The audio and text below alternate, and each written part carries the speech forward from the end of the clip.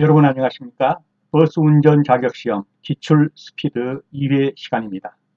여러분을 환영합니다. 설명으로 들어가도록 하겠습니다. 문제 1번입니다. 다음 중 고령 운전자의 특성 그래가지고 대비감도가 증가한다 라는 지문은 틀렸습니다. 고령 운전자는 나이가 들면 대비감도가 감소합니다.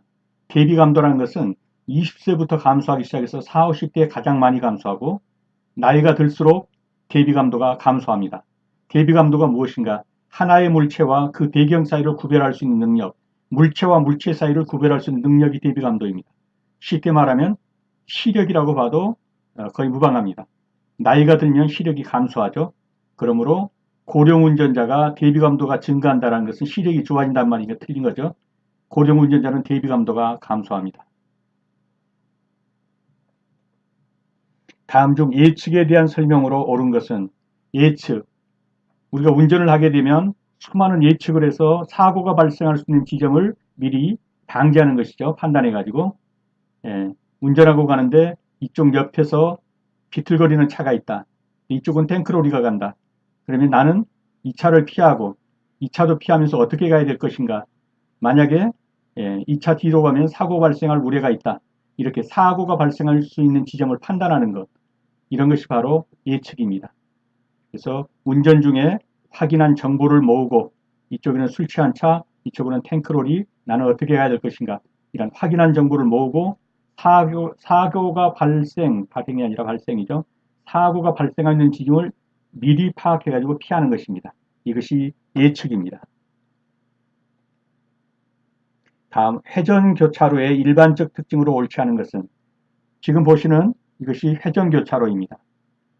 일반적인 교차로에 비해서 상호 충돌 할 수 있는 횟수가 적습니다. 너무 다들 조심해서 가기 때문에 충돌할 수 있는 횟수가 적습니다. 교통사고 위험이 회전교차로가 적습니다. 신호교차로에 비해서 유지관리 비용이 많이 든다? 아닙니다. 적게 듭니다. 신호등도 없죠. 자기가 다 알아서 가죠. 그래서 신호교차로에 비해서 유지관리 비용은 적게 듭니다. 인접도로 및 지역에 대한 접근성을 높여준다. 그렇죠. 돌면서 자기가 가고자 하는 길을 찾아가기 때문에 많은 도로로 빠져나갈 수 있어요. 그래서 인접도로라든가 지역에 대한 접근성을 높여줍니다. 교차로 진입과 대기에 대한 운전자의 의사결정이 간단하다. 돌면서 자기가 잘 알아서 피해서 가기 때문에 운전자의 의사결정은 단순합니다. 그래서 정답은 2번이 되겠습니다. 신호교차로에 비해서 회전교차로는 유지관리 비용이 그렇습니다. 적게 듭니다.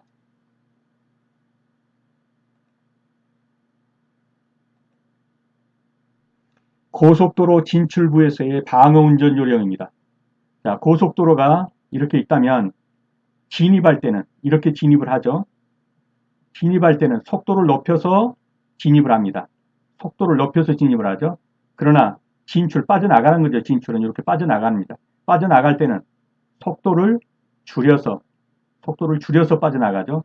진입할 때는 속도를 높여서 진입해야만 그렇죠. 여기서 오는 차량들과의 속도를 맞출 수가 있으니까 진입할 때는 속도를 높여서 진입을 하고 진출할 때는 빠져나갈 때는 속도를 줄여서 진출합니다. 자, 진출 차로에서 빠져나가는 것이죠. 속도를 줄이면 추돌사고 등 교통사고가 발생할 수 있다. 이게 틀린 거죠. 진출할 때는 속도를 줄이면 그렇죠. 교통사고를 발생할 수 있는 확률이 줄어드는 것이죠. 진입차로에서는 속도를 줄이면 오히려 사고 발생 가능성이 있어요. 진입도로에서는 속도를 높여줘야 합니다. 고속도로 본선을 저속으로 진입하거나 이게 본선이죠. 여기에 속도를 높여서 가속 차변에서 높여가지고 들어가야 되는데 여기서 속도를 낮춰가지고 들어가면 뒤차가 박을 수가 있죠. 그래서 본선을 저속으로 진입하거나 진입 시기를 잘못 맞추면 추돌사고 등 교통사고가 발생할 수 있습니다. 자, 본선 차로에서 천천히 진출구로 진입하여 출구로 이동한다. 그래서 진출 차로는 빠져나가는 차는 서서히, 들어오는 차로는 속도를 높여서 들어온다는 거 기억해 주십시오.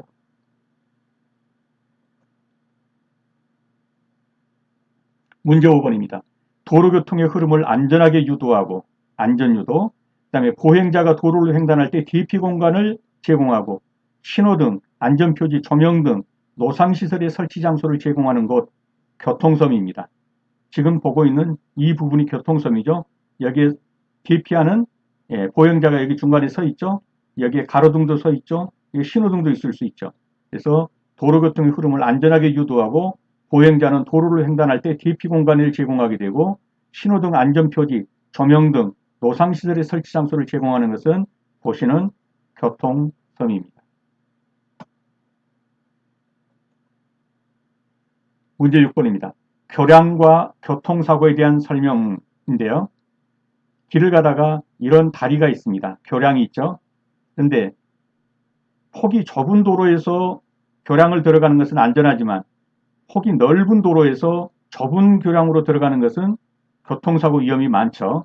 그래서 교량 접근 도로의 폭에 비해 이 접근 도로의 폭에 비해 교량의 폭이 넓으면 사고 위험이 증가한다. 이게 틀렸죠. 이 좁은 도로에서 들어와가지고 넓어지면 어떻습니까? 교량의 폭이 넓으면 교통사고 위험이 적죠. 근데 이렇게 넓은 도로에서 좁은 다리로 들어가게 되면 교량의 폭이 좁으면 사고 위험이 증가하게 되죠. 그래서 교량 접근 도로의 폭에 비해서 교량, 즉 다리의 폭이 좁으면 사고 위험이 증가한다가 맞고요.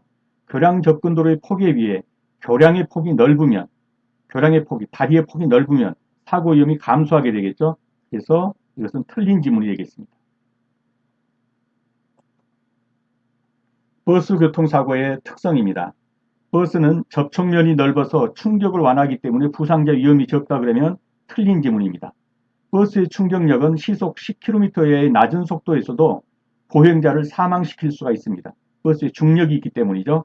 그래서 접촉면이 넓어서 충격을 완화하기 때문에 버스는 부상 위험이 적다 그러면 틀린 지문이다. 시속 10km 정도로 가는 버스에도 사람은 치이면 사망할 수가 있습니다. 자, 교통사고의 4대 요인입니다. 교통사고의 4대 요인은 인적 요인, 차량 요인, 도로 요인, 환경 요인이 있습니다. 지난밤에 먹은 술이 다 깨지 않아지고 알딸딸한 상태에서 차량도 브레이크도 잘 듣지 않는 차량을, 거기도 도로도 비에 젖어가고 미끄러운 도로를, 환경은 안개까지 끼어있는, 만약에 이런 곳을 이렇게 운행한다면 사고 위험이 높겠죠. 교통사고 4대 요인이 다 들어가게 됩니다. 그래서 사람은 맑은 정신에, 차량은 브레이크도 잘 듣고 상태가 양호한 차량으로, 도로가 조건이 안 좋으면 조심해서 가야 되고, 환경, 안개가 끼었다든가 눈비가 오면 감속해서 가야 되고, 인적 요인, 차량 요인, 도로 요인, 환경 요인은 교통사고 4대 요인입니다. 4대 요인이 아닌 것은 그러면 물리적 요인이 되겠습니다. 문제 9번입니다. 생활함에 있어서 이동의 불편을 느끼는 교통약자. 청소년은 어떻습니까? 날아다니죠. 그래서 이동의 불편을 느끼지 않는 것 청소년입니다. 밤에 반대편 차에 전조등 눈비심, 밤입니다. 로 인해 순간적으로 보행자를 잘 볼 수 없게 된다. 자, 이쪽에서 오는 차가 전조등을 비췄습니다. 이쪽에서 오는 차도 전조등을 비췄습니다.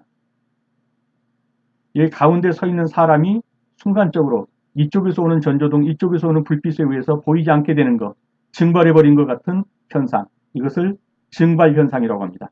밤에 반대편 차의 전조등 눈부심으로 인해 순간적으로 보행자를 잘 볼 수 없게 되는 현상을 증발현상이라고 한다. 내리막길에서 방어운전 방법으로 옳지 않은 것, 내리막길입니다.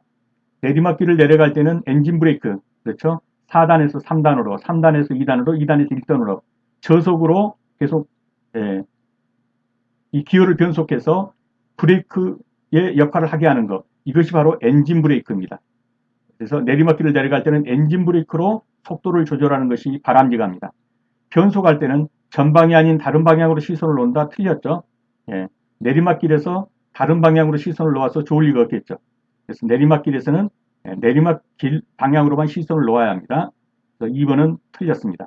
변속할 때 클러치 변속 내부의 작동을 신속하게 한다. 맞습니다.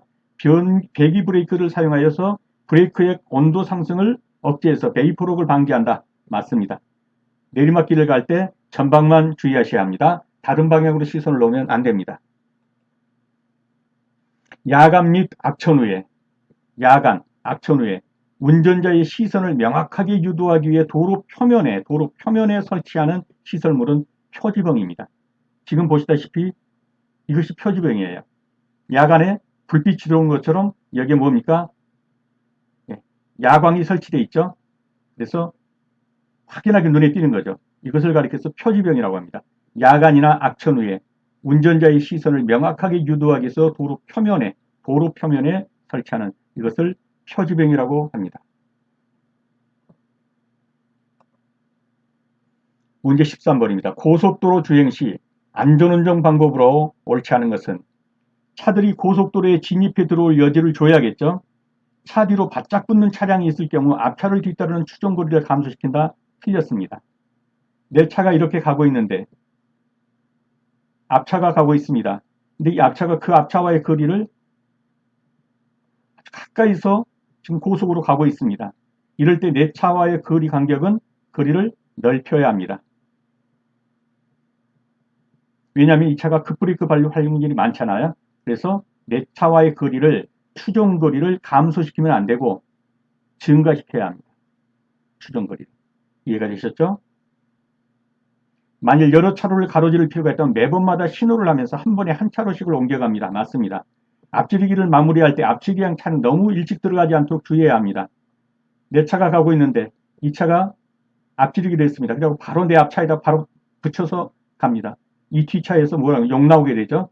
멀찍이 뛰어서 이 앞차와의 거리를 멀찍이 뛰어서 가져야 합니다.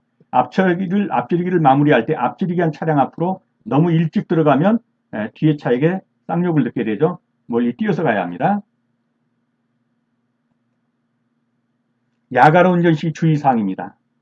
서로 마주보고 진행하는 경우에는 전조등 불빛의 방향을 위로 향하게 한다. 틀렸습니다. 어디로 향하게 해야죠? 아래로 향하게 합니다. 아래로. 땅을 비추게 해야 돼요. 서로 마주보고는 차량이 그대로 가면 서로 불빛에 의해 눈부심으로 눈을 뜰 수가 없죠. 전조등 불빛을 어떻게 해줘야겠습니까? 위로. 틀렸습니다. 아래로 향하게 해줘야 합니다. 방어 울타리의 기능으로 옳지 않은 것. 자, 중앙분리대 쪽으로 방어 울타리 이런 것이고, 이 다리 같은 경우에 이게 방어 울타리입니다. 자, 이런 경우에는 보행자의 무단행전을 방지한다. 맞죠? 자동차를 정상적인 진행 방향으로 복귀시킵니다. 이쪽으로 가려다가도 방어 울타리가 있으니까 이쪽 길로 가겠죠? 그래서 정상적인 진행 방향으로 복귀시킵니다. 맞습니다. 탑승자의 상해나 자동차의 파손을 감지합니다. 이런 경우에만 가다가 이게 없다면 이쪽으로 떨어지면 심하게 파손되고 인명부상을 입겠죠. 이런 것을 방지해 주는 것이 방어 울타리입니다. 그런데 긴급 자동차의 주행을 원활하게 한다. 여기에 응급차가 갑니다. 앞에 차들이 있고 이 방어 울타리가 없다면 이렇게 중앙선을 넘어서라도 진행할 수가 있어요. 그런데 방어 울타리가 존재하기 때문에 긴급 자동차는 주행이 원활하지 않습니다. 그래서 주행을 원활하게 한다 그러면 틀린 겁니다. 긴급 자동차의 주행은 이 방어 울타리 때문에 오히려 제한을 받게 되는 것입니다. 16번입니다. 안전 운전을 위해서는 타이어의 마모 상태를 수시로 점검 관리해야 한다. 타이어의 마모에 영향을 주는 요소로 볼 수 없는 것. 노면 상태, 마모에 영향을 주죠. 공기압 영향을 줍니다. 차의 하중도 영향을 줍니다. 펜벨트의 장력, 이거는 타이어의 마모와는 관계가 없습니다. 펜벨트는 무엇입니까? 구동벨트라고도 하는데 발전기를 돌리고 워터펌프 등을 돌리는 것, 이것이 펜벨트예요. 펜벨트가 나가면 발전기가 멈추고 워터펌프가 멈춰서 냉각수가 돌지 않게 됩니다. 그래서 엔진이 달라붙게 된다든가, 이게 펜벨트예요. 그래서 펜벨트는 타이어의 마모와는 관계가 없습니다. 중앙분리대의 기능을 보겠습니다. 중앙분리대의 폭이 좁을수록 반대편 차량과의 충돌 위험은 감소한다. 틀렸죠? 폭이 좁으면 좁을수록 증가하겠죠? 중앙분리대가 이만큼 큰 거다고, 이렇게 이제 이쪽으로 오는 차, 이쪽으로 가는 차 이렇게 있는데 중앙분리대가 이렇게 큰 거다고, 중앙분리대가 이렇게 좁은 거다고, 어떤 게 사고 위험이 크겠어요? 좁은 게 사고 위험이 크겠죠? 중앙분리의 폭이 좁을수록 반대편 차량과의 충돌 위험은 증가하겠죠. 좁을수록 증가하게 되고, 이게 넓을수록 이쪽 차와 이쪽 차가 추돌할 위험은 줄어들게 되겠습니다. 그래서 중앙분리의 기능 알아두시고요. 심폐소생술에서 가슴 압박과 인공호흡을 각각 몇 회씩으로 반복해야 되느냐? 30대 2입니다. 가슴 압박 30회, 인공호흡 2번입니다. 가슴 압박 30회, 인공호흡 2번, 30대 2의 비율로 시행합니다.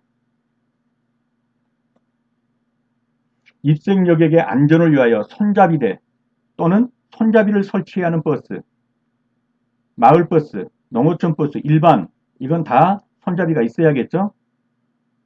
서 있는 사람을 위해서요. 그렇지만 전세버스는 서 있는 사람이 있을까요? 없죠. 모두 다 앉아서 가죠. 그리고 이쪽 정거장에서 타시고 마지막 종착역에서 내리면 돼요. 그래서 손잡이가 필요 없습니다. 입성 여객의 안전을 위하여 손잡이대 또는 손잡이를 설치하는 버스에 해당하지 않는 것은 그러면 전세버스가 되겠습니다. 여객 운수업자가 차량 운임 및 요율을 결정할 수 있는 것, 운수업자가 결정합니다. 시외버스는 국토교통부 장관이 결정합니다. 농어촌버스는 시도지사가 결정합니다. 마을버스는 시장, 군수가 운임을 결정합니다. 전세버스는요. 여기서 내장산 단풍 가는데 45인승 전세버스 얼마요? 그러면 누가 결정하죠? 예, 여기 운수업자가, 전세버스 업자가 결정하죠. 80만원 주셔야 합니다. 누가 결정합니까? 운수업자가 결정하죠. 전세버스는 운수업자가 운임을 결정합니다. 네, 수업하시느라 수고 많으셨습니다. 다음 시간에 다시 뵙겠습니다. 감사합니다.